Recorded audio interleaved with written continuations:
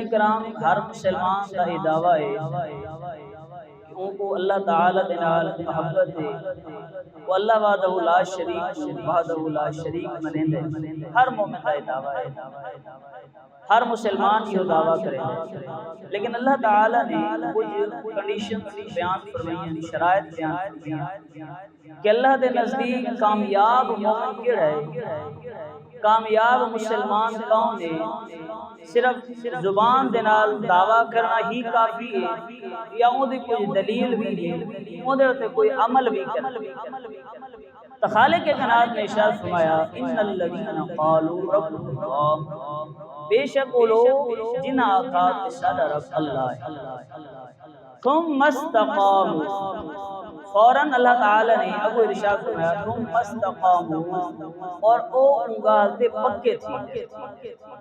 یعنی جڑا انہاں دعویٰ کیتا اندے تے او پکے تھی گئے، انہاں جڑے ویلے آکھا کہ سادہ رب اللہ ہے، بات انہاں تے لازم ہے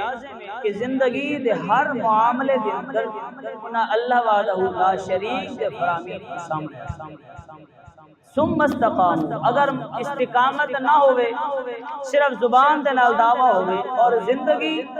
بالکل اللہ تعالیٰ دے فرامین دے اپوزٹ گزر دی،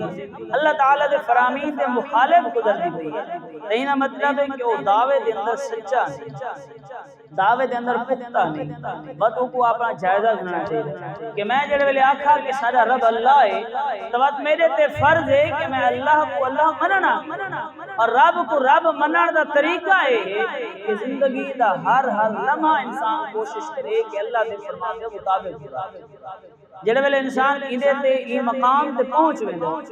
بات اللہ تعالی نے ارشاد فرمایا تنزل علیہم الملائکہ، بات اللہ تعالی ان تے رحمت دے فرشتے نازل کرتے۔ ایک انسان ہے دعویٰ کیتا زبان دے نال کہ سارا رب اللہ ہے، بات ان تے استقامت اختیار کی، ان تے پکا تھی گیا، زندگی گزارن دی کوشش کی کہ جی میں میرا رب آکسی میں ہوا گزرے سا،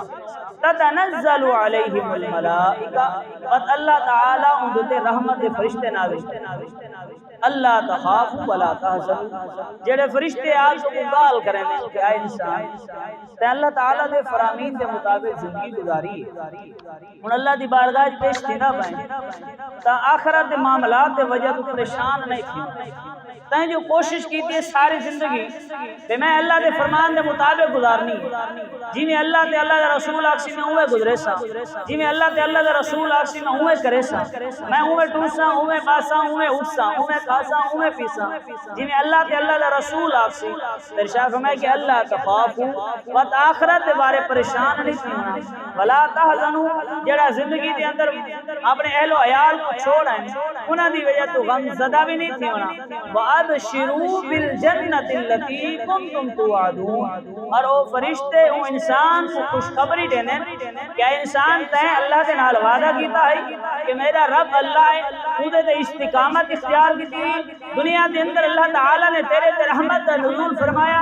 وقت اللہ تعالیٰ نے تیرے تے کرم کیتا، جو ہی مر کے قبر ویسے اللہ جنت وَأَبْشِرُوا بِالْجَنَّةِ الَّتِي كُنْتُمْ تُوعَدُونَ، ارشاد میں کہ وہ فرشتے خوشخبری دے دیں وہ جنت دے بارے جڑی اللہ تعالیٰ نے فرنا وعدہ تے جنت حصول اور اللہ تعالیٰ دا وحدانیت دا اقرار، انہاں دے درمیان ایک چیز ہے وہ ہے استقامت۔ اگر انسان استقامت تو ہٹ ونجے، استقامت کو چھوڑ دے، زندگی دے اندر اپنی مرضی دے مطابق گزارے،